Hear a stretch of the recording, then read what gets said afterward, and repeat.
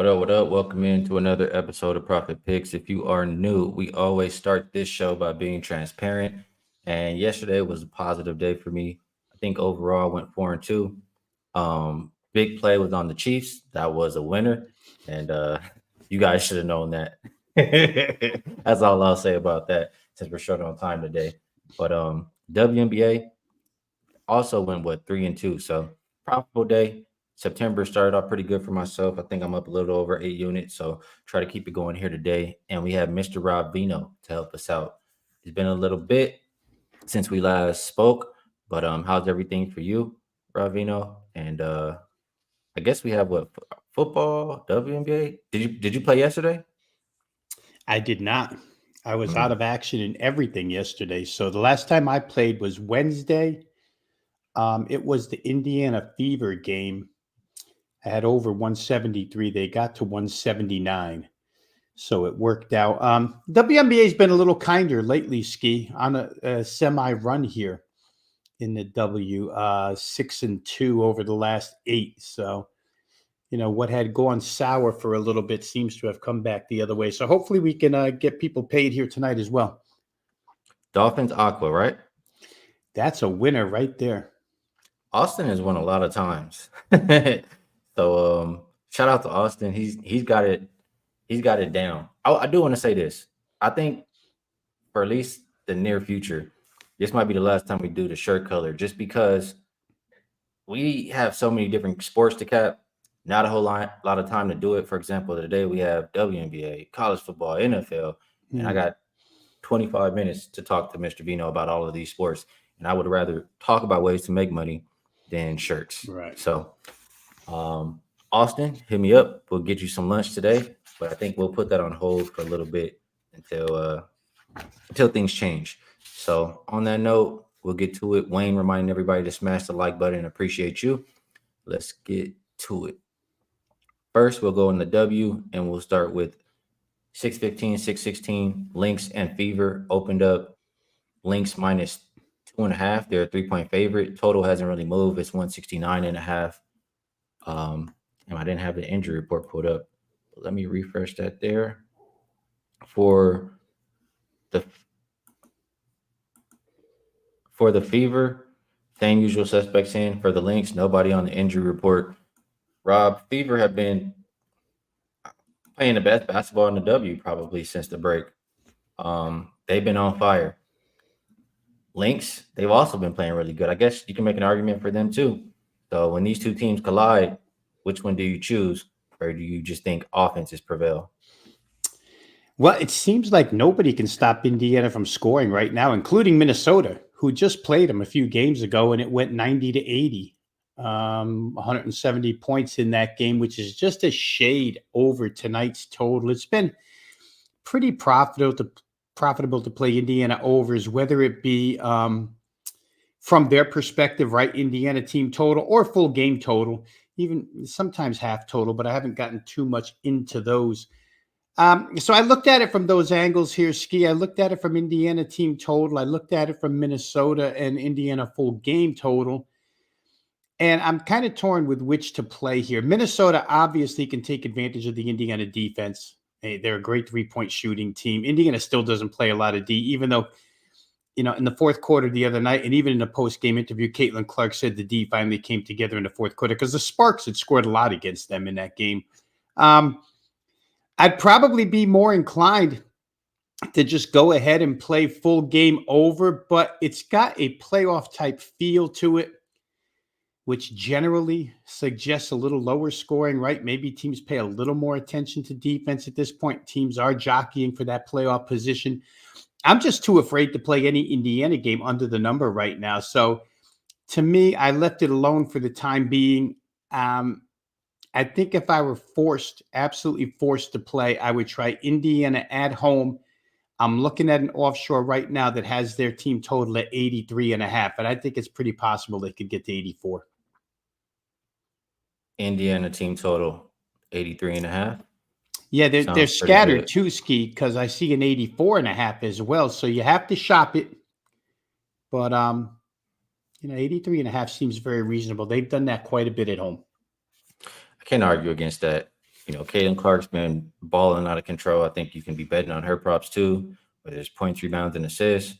Until they start to, raise that points a little higher. I mean, she's been killing too. So Caitlin Clark, props, Fever, team total. I think those are all good ways to look in this game. I'm not sure that I'll get to the window, but I'll think about it as we get through the day. Next game, we have 617, 618, Aces, and Sun. This one opened up Aces minus 1.5. That's where it sits right now. Total hasn't really moved too much either. I guess, I mean, there's 164s out there. There's a 165. So make sure you line shop. As far as an injury report, nobody on there for the Aces. I think you have, Tiffany Mitchell will miss for Connecticut. Aces have been playing a lot better lately. I think they've won 4 of their last 5 games, something like that. But they have been playing a lot lesser competition. Maybe that's good for them to get back into a rhythm before they, face this tough task they have upcoming. I think they play the Sun again. I know they play the Liberty next. They play the Fever. They've been hot. So tougher competition coming up for the Aces. Is this a look ahead for the Liberty, or do they just continue to try to move in the right direction? Yeah, I mean, if I'm Becky Hammond, I don't want them to be looking ahead past Connecticut. Connecticut's just as dangerous at home as the Liberty can be, even though the Liberty have the best record in the WNBA. Prison ball, Skee. You want to comment on it at all? I mean, it got locked up last game, 64 points after they had put together a couple of really big scoring efforts, right? Their offense looked super good in that Seattle game, the first game, the second of the back-to-back, like I said, was 71-64. And then the game prior to that was against Washington, I think, where they scored a lot of points. They're a funny team, Jekyll and Hyde.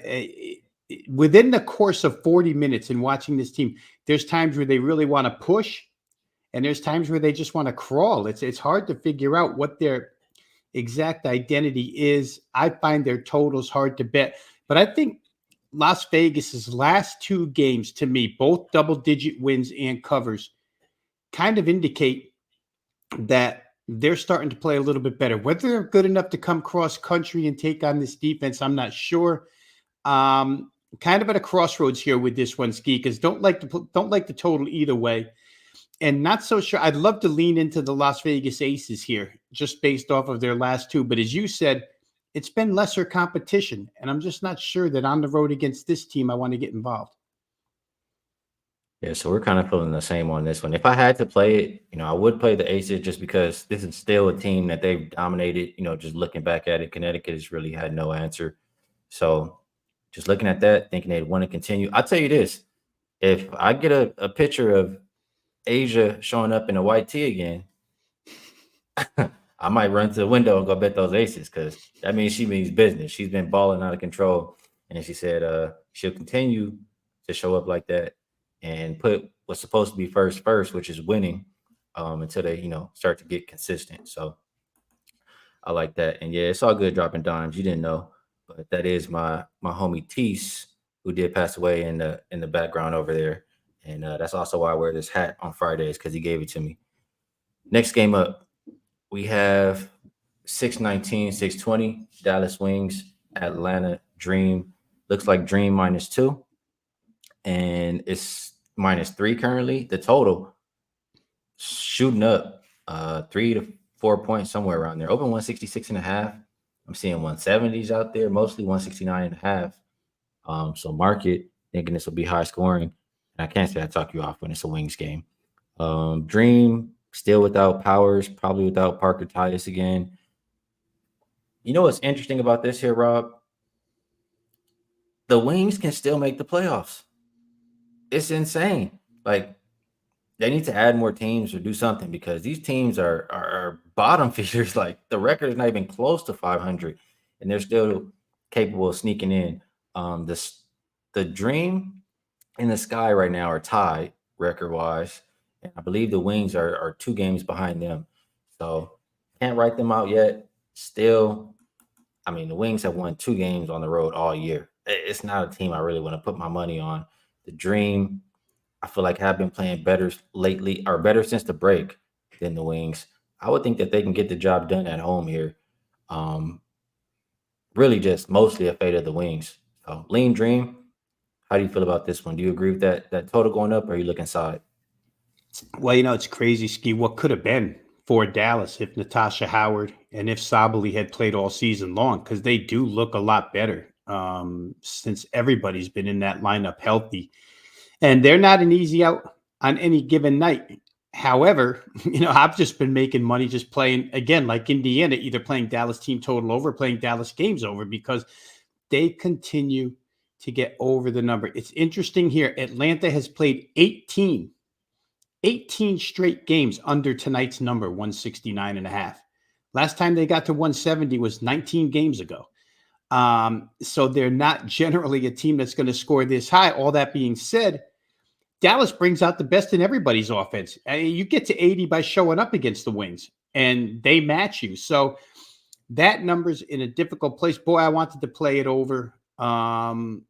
And I'm probably a little bit different from your viewpoint in the fact that I kind of like Dallas and the way they've competed recently against anybody, but I really like the way the Dream have played too. It's amazing to me, Skee, real quick, how the Dream, and money was right in this game, but how they went to Phoenix the other night and got beat almost from start to finish after watching Phoenix the last 2 weeks. Phoenix stinks, and the Dream have been playing well.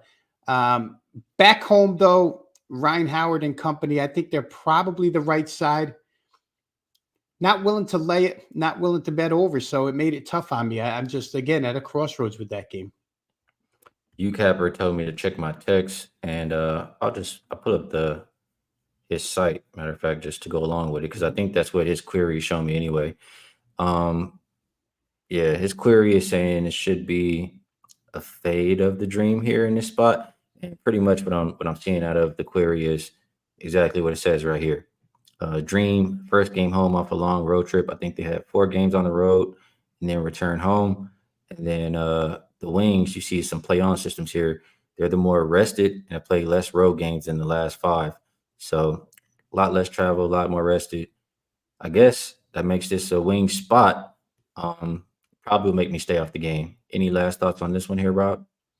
Yeah, if it were me, I think the only way I could play it would be a Wings team total over, just because I'm usually guaranteed to get points out of them. So I haven't played yet. I don't know if I will.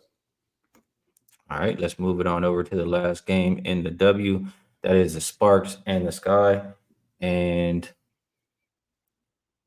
Sky opened 5.5-point favorites.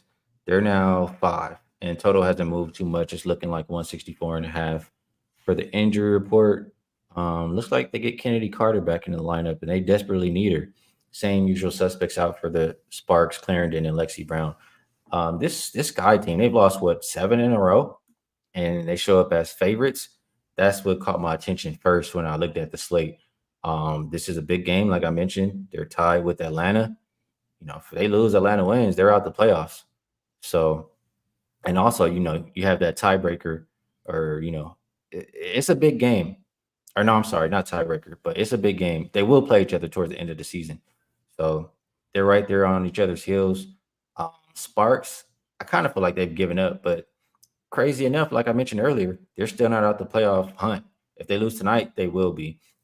So getting Kennedy Carter back, just knowing the situation playoff-wise, facing the worst team record-wise in the W, I could only look towards the Sky, but I absolutely don't feel comfortable laying 5 points with them. What do you think about this game, Veno? Yeah, I'd like to be on the Sky too, Ski. And that 7-game losing streak, it's probably, you could probably justify it to an extent, right? 4 straight without Kennedy Carter. And the backcourt isn't much of anything offensively without her. Played the last one without Rachel Banham, 3-point shooter. That didn't help. And before that, when Carter was in the lineup, it was a 2-point loss to Las Vegas. It was a 2-point loss to Connecticut. And then they got blown out by Phoenix. So let's say the last 6 in a row, I guess you could justify a little bit for Chicago. The Sparks, to me, are so up and down offensively, and they're kind of like that seesaw. To me, this is the seesaw game where their offense goes away again. That being said, Chicago's defense has been abysmal as of late. So, again, I'd like to be on Chicago. I think I probably would get there, Skee, to tell you the truth, because Los Angeles to me is a team that plays one good one, plays one bad one, and I usually like if they have a little bit of a frontline advantage because that's where their players are up front for the Sparks. And Chicago negates that here. So with Carter back, with Bannon back, I think I'd probably lean towards the Chicago team here. All right, so we're feeling the same about this game. I think WNBA is a little tough for me. I'm not sure. I didn't get to the window with anything yet. I told you guys how I feel, and if I do add, I'll share, or if I do play something later, I'll share with my members. I did share in the Discord yesterday. I shared all my plays for WNBA, even though we talked about them. So we'll move it on over. Try to keep things rolling here. Still got a good amount to talk about here, Rob Veno. I didn't tell you, but let's get to a little bit of this. I'll leave that college game maybe for if we still have time. But we do have a football game today, a rare football game on a Friday, Eagles and Packers. And this one opened up Eagles -1.5. They're a 2-point favorite. Total hasn't moved too much, about a point. Looks like 49.5. A couple quick thoughts before I kick it to you. My views on these teams are Packers are the team that are overvalued in my mind. Everybody has the Packers here, way up here, because of how they saw them play last year. And on the flip side, everybody's super down on the Eagles because that stretch to end the year was horrid. So they're just thinking that's gonna, they're gonna pick up where they left off, and a lot of people are liking the Packers in general. I think that the Eagles can kill them in the run game, really. I know the offensive line lost Kelsey, but there's still a lot of good guys. And this is a way better offensive line for Saquon than he's ever had. He's always been, good anyway. The Packers' run defense isn't great. I think that I think Saquon can run it down their throat, and I think the Eagles have success. So I am looking towards the Eagles. I did play the Eagles. Do you agree with me? I could see arguments for both sides, but I could definitely see the Eagles here, Skee. The only question you have with the Eagles is how quickly they adapt, especially defensively, with all the new parts and the new coordinator, Vic Fangio, right? Can they get it right first game in Brazil, no less, against Jordan Love and company who can move the football? So that would be the only question. Offensively, I don't have any questions about these guys, to tell you the truth. I mean, again, we talked about it last time. The one minor concern, Jason Kelsey was the guy who called all the offensive line blocking schemes. He's not there anymore, but they didn't show much in preseason, Skee, which usually leads me to believe when a really good team doesn't show anything in preseason, which Philly didn't, they were totally vanilla, usually tells me they're saving everything for opening day. And I think they saved up an awful lot of the Kellen Moore playbook here for Green Bay in this instance. So I think they're going to score theirs. Two things here. I don't particularly think either pass rush is going to get to either quarterback. So if I combine you're thinking of Saquon can run on them, and if he's successful, the way Jalen Hurts should be able to throw, because they'll have to look for the run a little bit, it could be a big offensive game for Philadelphia. That being said, Philly's pass rush without Hassan Reddick, I don't think it's going to be the same. Green Bay's a pretty good protection team. They should be able to throw it. I'm on over. I got on it a little bit sooner than the 49.5 we're looking at here. I got the flat 49, so potential of a push exists for me. But I still think this game finds its way into the 50s. 27-24 seems like a realistic final in this game. One last thing where the NFL is concerned, when they play these games overseas, I have my own line of thinking, which is that generally they want to put on a show. They don't go overseas to show you a 6-3 ball game and bore the people to death. So I think they have these two teams there for a reason. I think they're both very capable. We saw last night, KC and Baltimore even found their way to 47 and were a toe tap from 54. I think this one gets over 49.5. I was leaning towards the over. I didn't actually get to the window with it, and probably just going to leave it off now at the number is, got on the way. I like you getting that early number. A couple things you said kind of stood out to me. They did lose some guys. You mentioned Hassan Reddick. They added Bryce Huff. That should help the pass rush. And I feel like they improved the defense a little bit through the draft. And they got Gardner Johnson. I do also think that Vic Fangio is somebody we can trust to have those guys ready. So I like that. And one thing I forgot to mention for the Packers, they scored on 95% of goal-to-goal situations last season. There's going to be some regression there. So I like the Eagles, and Rob likes the over. That's how we see that one. We still got a little bit of time. Maybe we might go a couple minutes over. But let's see if we can squeeze in a little bit more. Let's keep it NFL for a little bit. Let's talk one more game here, and we'll go Titans Bears. This one opened up Bears minus 4.5. You're now down to 3.5, and the total went up 1 point from 43.5 to 44.5. And I'm gonna be pretty. I mean, I like this game. I'm gonna be pretty upset if the game lands 44 because I was looking at it, didn't play it, and then played the 44.5. I mean, the Titans got a new coach who wants to be pass heavy. It's reflected in the moves that they made. Let me just flip here. You got Calvin Ridley, Tyler Boyd. I think Pollard, he can be used out the backfield too for pass catching and running. I just think that they're going to be super pass heavy. We've already, the coach has already said that. I feel like Will Levis, I kind of had question marks on him, but I think he's capable. So combination of that.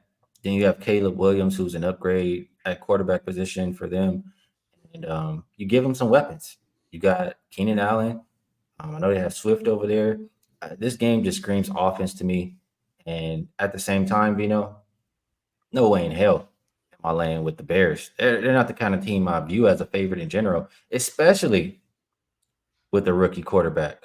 No way. Titans plus 4.5 is in my pocket and over 44.5 in my pocket. How do you feel about it? Yeah, I did a single game video on this one earlier today, Skee, for Wagertalk. So anybody who wants to get a full detail on it, you can go ahead and check that out on Wagertalk TV. But I'm with you. And I'll just take the side perspective because that's what I took as the free play video that I did. I took the Titans plus the points, and that number's down to 3.5. So we lose the key of 4, but still it has the feel of a field goal game. And you boiled it down pretty good. I mean, to me, the talent on these two teams is so comparable that it probably comes down to quarterback play. And I could see one guy on one side of the fence saying, oh, Caleb Williams is better. And I could see the other guy on the other side of the fence saying, rookie. There's a wild trend out there, Skee. I don't know if it's random or what. You know me with technical numbers. I don't put a ton of faith in a lot of them. But over a 20-year span, there's been 9 times where a team drafted a kid number 1 overall, not just first rounder, overall, and then started him in their very first game that year. Those teams 0-8-1 against the spread, never won. So there's your rookie quarterback stuff, as good as Caleb Williams is. And Will Levis showed a little promise in the preseason. Williams might be more talented, but Levis has the same skill set. He's a runner too, and he can throw the football. And their upgrades have been really good. And I'll say this because you didn't mention there a couple other ones that they did on the defensive side. They got the Chiefs corner, L'Jarius Sneed on the Titans now, and Quandre Diggs, free safety from Lions and Seahawks. They upgraded in a lot of places. Can they grab Brian Callahan's coaching systems this quickly? He's his own play caller. And so if you like the Bengals offense, that's the type of offense you're going to see run by the Titans. I just thought anything over a field goal was worth the dog here, Skee. So I'm with you. I got the 4.5, but I still think it's good at 3.5. How are we lining up on this one? I think that they can money line them. So, I still think it's good. As long as you're over that field goal too, that's a good number to have, that 3.5 still. All right, we did a couple NFL. Let's sneak one more in here, Rob. Sneak one more. We'll go to college, and I don't have the opening numbers in front of me, but we're looking at Iowa State at Iowa. Iowa is a 3-point favorite, total of 35. I didn't look too much into this game, and I didn't, study these teams in the offseason. But if I'm not mistaken, Iowa is a team that always has a really good defense. So are you looking at this one? I know you usually like overs. Can they sneak over 35, or is it low for a reason? It's probably low for a reason, but I do like Iowa in the game. A couple of reasons here, Skee. It's hard to tell a lot from opening week, especially when they play FCS opponents. But both of these teams played FCS opponents that come from the Missouri Valley Conference, and the Missouri Valley, for folks who don't know, that's the best FCS conference in the land, bar none. They have like 6 of the best teams in that league, or at least 6 playoff teams in that league. Iowa wins 40-0 last week after only leading 6-0 at halftime. What's interesting about Iowa, when you said they always have a really good defense, and we countered that by saying they always have a really lousy offense, right? That's the team Oh. that can't score. But last week they scored 4 TDs, 4 of them from 18 yards or better, 2 on runs of 18 and 64, 2 on passes of 19 and 31. Again, granted, it's an FCS team, but still Cade McNamara, he used to quarterback Michigan, 21 of 31, 251 yards. The other side, Iowa State, how about this? They did win their game 21-3 against North Dakota. They lost the time of possession to North Dakota by 15 minutes and 42 seconds. They allowed 55% third down conversions. 5 of the 8 North Dakota possessions were 7 plays or more. But I just want to list these drives real quick by an FCS team against Iowa State. 23 plays, 88 yards. 14 plays, 59 yards. 10 plays, 39 yards. They only forced North Dakota into 1 3 and out the entire game. They won 21-3 because North Dakota couldn't get out of their own way and score points, even missed a 33-yard field goal. But it's a red flag to me that team was able to move it and hold it for that length of time against this team. I think McNamara and Iowa probably are good enough offensively here to cover 3. So that's the way I went. All right, Rob Veno liking the home favorite here in this one, the short home favorite. And the chat, at least S. He seems like he's pretty high on that under. He says, how many times did Iowa break 30 points last year? He's saying go run to the window and bet that under. I think we did a pretty good job here. We talked about 4 WNBA games, 2 NFL, 1 college. So it's about that time. Move over to best bets. But actually, before we do best bets, let me go ahead and put this up here. The moneyballer.com RC, Ronald Cabang's site. You guys see me pull it up here and use it to cap and look at different stats, and just a one-stop shop to cap games very fast and easy. It's color-coded, all the trends and even some of the systems that we use are put up there on the top like I showed today. So if you would like, if you're interested, if you would like to take advantage of it, you can try it out. First month, you can get 50% off if you use the link in the description and use coupon code Skee. So themoneyballer.com, make sure you guys check it out. And Veno, I want to do this for us. I did see this. Can I get that up there? Yeah. So we both do work at Wagertalk.com, and the link to both of our profiles is in the description to this video. It's the super early bird. So early. It looks like you get about $200 off from the regular season price, which, if I'm not mistaken, my math is correct, about 8 months. I mean, it's like what, $100 a month if you get the season in one. So get it for less than $100 a month. And I'll tell you, last 3 years were pretty good for me. I've made 213 units. So it's a good deal if you would like to act fast and take advantage of both Rob Veno and myself. So Rob, I'll kick it to you and ask you if there's anything I missed promotion-wise, anything else you would like to promote, and is there a best bet that you would like to share for the show? Yeah, I would add to that real quick, Skee. For anybody who's interested in the NBA package, if you talk to Wager Talk and tell them you want to combine me and Skee, they'd probably give you the 2 of us for that price. You may get a 2-for-1 out of them. I'm not going to say that. I don't have that offer in front of me, but I'm going to say that if you want to get both of us, they'll combine some type of package with savings for you on that deal. And for the best bet, Skee, I'll go back to what we talked about with the Chicago-Tennessee game. I think Tennessee plus 3.5 is a really good side here. I bet, as I say, I bet it at 4.5. So don't holler at me if they win by 4. But I still think that 3 is at 3.5 is a good number. So that's my best bet for the show. Tennessee Titans plus 3.5. All right, good stuff on that. And I agree. I made the same bet. My best bet for the show that I'll leave you guys with, I'll stay in that same game and I'll go over 44.5. I know the Titans defense did get better, but their offense should be able to light up Chicago, should be pass happy, pass heavy, however you want to call it, for both of these teams. And I see 45 points easily in this game. So best bet for me will be up and over Tennessee and Chicago. Veno, appreciate you taking the time to come cap these games with me. I always enjoy doing the show with you. Let me know when you can hit me up after the show or whenever, and let me know when we can get together again next week. Everybody in the chat, appreciate you guys as well. I am going to hop over and go live again on this channel with my guy 5-Star. We'll talk a couple college football games, a couple different NFL games, and I'll see you guys over there. So outside of that, Rob Vino and myself will be back next week. So best of luck on all your action. Good luck if you tell. Catch you guys on the next show.